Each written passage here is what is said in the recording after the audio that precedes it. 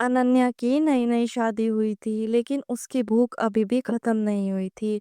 पता नहीं अनन्या कैसी लड़की थी, उसको पति उसको इतना प्यार करता था, दिन में, रात में, हर टाइम से प्यार से बात करता था। लेकिन पता नहीं क्यों फिर भी वह क्या चाहती थी, उसको लगता था कि उसका खेत अभी भी सूखा है। वह अपने खेत को हरा-भरा करवाना चाहती थी।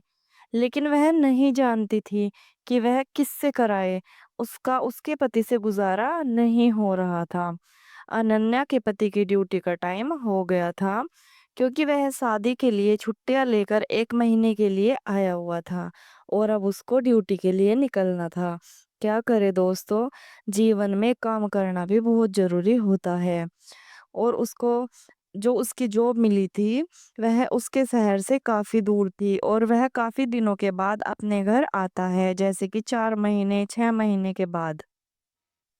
अनन्या को एक बात खाई जा रही थी कि उसके इस सूखे खेत का अब क्या होगा, वह नहीं जानती थी। उसके दिन कैसे कट रहे थे।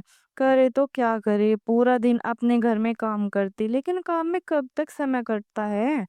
कभी फ़ोन पर बात हो जाती थी पति से, लेकिन अनन्या को जो चाहिए था वह तो उसके पति ही दे सकते थे। फ़ोन पर क्या ही बंदा कर सकता है।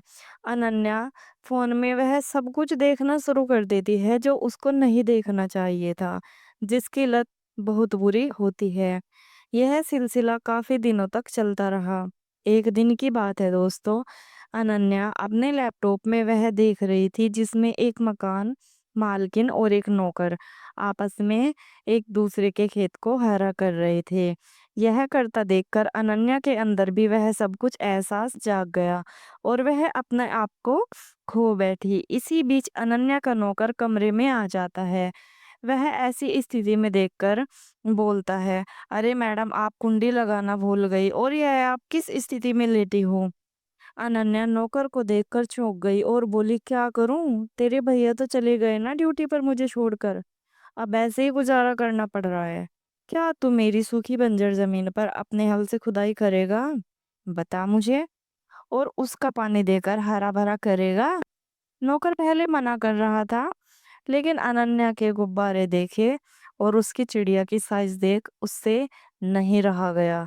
वह राजी हो गया। सबकी यही ख्वाहिश होती है, और क्या चाहिए होता है।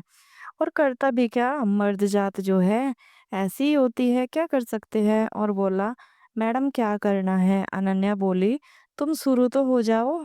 इतना बोलते ही नौकर ने अनन्या को उसके गुब्बारे के साथ खेलना शुरू कर दिया। उसके खेत को देखकर नौकर बोला, आपका खेत बहुत ज्यादा सूखा है मैडम, अगर आपने खुदाई नहीं की तो यह बंजर हो जाएगा और फसल देने लायक नहीं रहेगा। अनन्या जोर से बोली, तुम्हें किस लिए बुलाया है?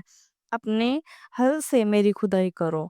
इतना बोलते ही नौकर ने अपना हल निकाला और अनन्या के खेत में खुदाई करना शुरू कर दिया। जैसे ही खुदाई तेज हुई, अनन्या सहन नहीं कर पाई और जोर से बोली, इतनी तगड़ी खुदाई तो तुम्हारे भैया भी नहीं कर पाए। यह देखकर नौकर ने और तेजी से खुदाई शुरू कर दी और साथ में गुब्बारों के साथ खेलता रहा और तेज तेज खेलने लगा। 30 मिनट के बाद हल ने जमीन पर पानी निकाला और जमीन हरी भरी होने लगी। यह देखकर अनन्या खुश हो गई और उसने नौकर को 500 रुपए दिए और कहा, इससे बादाम काजू खा लेना और दूध पी लेना और हर रोज मेरे खेत पर अपना हल चलाओगे क्या। और यह सिलसिला हमेशा चलता रहा। इसमें दोनों ही लोग पूछते हैं, अनन्या भी और उसका नौकर भी। लेकिन क्या दोस्तों, अनन्या ने ऐसा करके सही किया? आप यह सब हमें कमेंट करके जरूर बताना। लेकिन क्या कर सकते हैं, अपने आप पर किसी का बस नहीं होता है ना दोस्तों, इसमें इसकी कोई गलती नहीं है। आपको अगली कहानी किस प्रकार की चाहिए, मुझे कमेंट करके ज़रूर बताना। मैं वही कहानी उस टॉपिक पर आपके लिए लेकर आऊँगी। यह एक काल्पनिक घटना है। धन्यवाद दोस्तों।